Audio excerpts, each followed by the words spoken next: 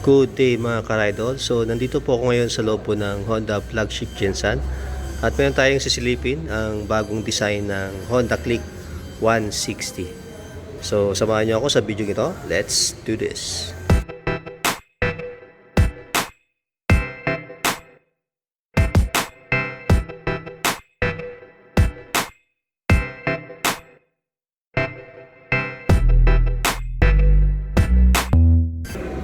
Ayan mga idol, so start tayo sa kanyang head count. Ayan, puro man ng kanyang head count mga idol. Sama ng kanyang manabela. May part dito na glossy. Ito matte black. Tapos mayroong nakalagay na Honda. Ayan, forma. Tapos dito naman sa bandang baba sa kanyang front bearings. Ayan, may glossy part dito mga idol. Tapos sa kanyang turn signal light. Ayan, forma. At ito yung bago nilang decals. Ayan, bagong design na combination ng orange tapos may stripe na white, black. Ayan. Tapos sa kanyang headlight na naka-LED. Tapos sa kanyang daytime running light dito. Tapos may cut lang siya dito mga idol. Ayan. So same pa rin naman sa dati. Ayan, kanyang fender sa harapan. So ang kulay po nito is matte white. At dito kanyang placement na kanyang busina, kanyang telescopic suspension, tapos kanyang mags na matte brown. Tapos ang size ng kanyang gulong is 100 by 80 size 14 tubeless. Tapos ito yung naka disc brake, naka single pot caliper na may tatak na Tokiko.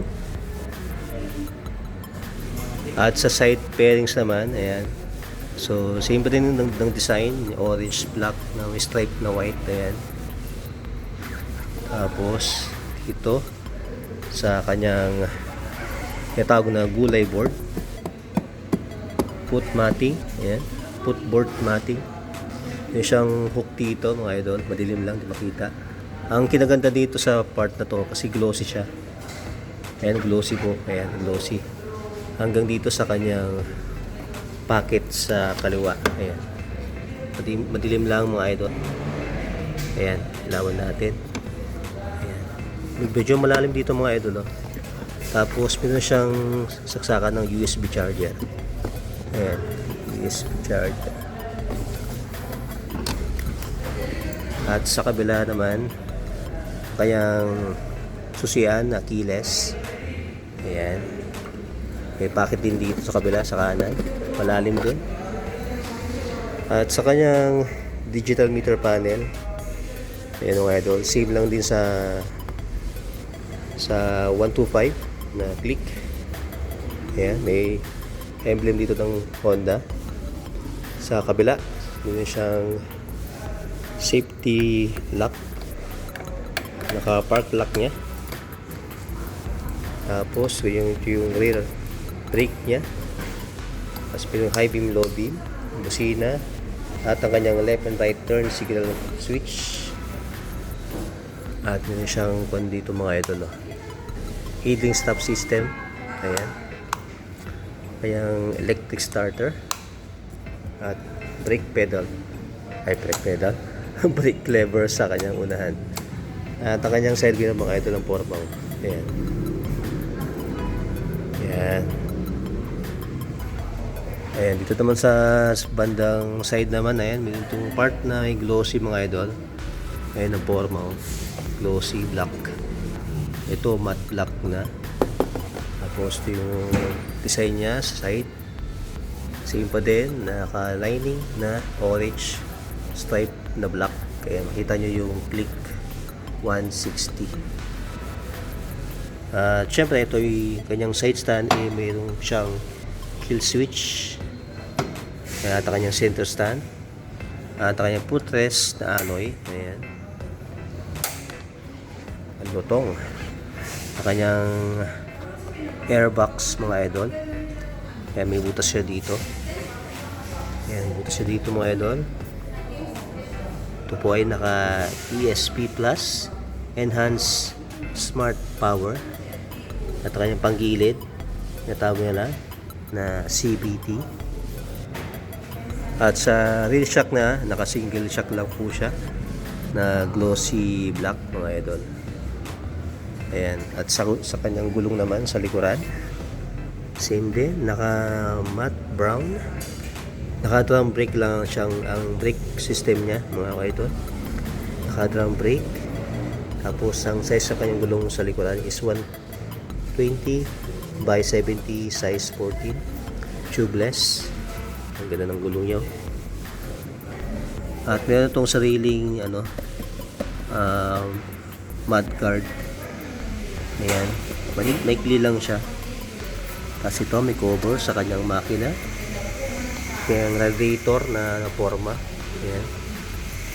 Tapos sa kanyang tambucho na may heat guard na hard plastic. Ayan. At sa kanyang taillight na mga idol, ayan, forma ng kanyang taillight. Naka LED din. Tapos sa kanyang fender na may reflection. May tatak ng Honda dito. Ayan, turn signal light. May siyang projector sa kanyang plate sa bandang taas. At mayroong mahabang fender sa likuran. At sa kanyang upo naman malambot, idol. May siyang grab bar dito na matte black. Ayan. Check natin sa loob. Ang kanyang U-box. Ayan. Sakto lang yung lalim at luwang. So, dito yung lagyan ng kanyang coolant mga idol. Ayan. Dito ka mag-refill ng coolant mo. At ang kanyang fuel tank capacity na 5.5 liters.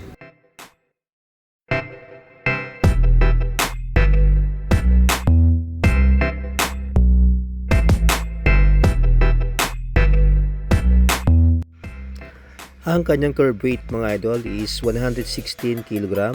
Seat height is 778 mm. Ground clearance is 138 mm. Wheelbase is 1,278 mm. Ako po ay 5'5" in height mga idol. Ayan. At maganda po ang play na kanyang suspension sa harap at sa likuran. Ayan. Forma. Ayos. Ang Click 160 2025 ay may cash price na 123,929 pesos with LTO registration. Sa kanyang down payment naman is 11,999 pesos. So ito ang kanyang mga monthly installment.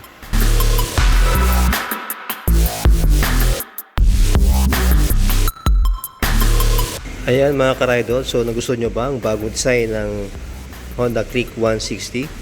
So gusto nyo mag-purchase o mag-apply ng Honda Click 160, punta lang po dito sa Honda Flagship Gensan along National Highway. Dito po yung harap po ng underpass ng Gensan ho. Harap lang po siya ng RCBC. And that's it mga idol. Salamat po sa panonood. It's your boy Joel's Motovlog. Peace and love. Goodbye.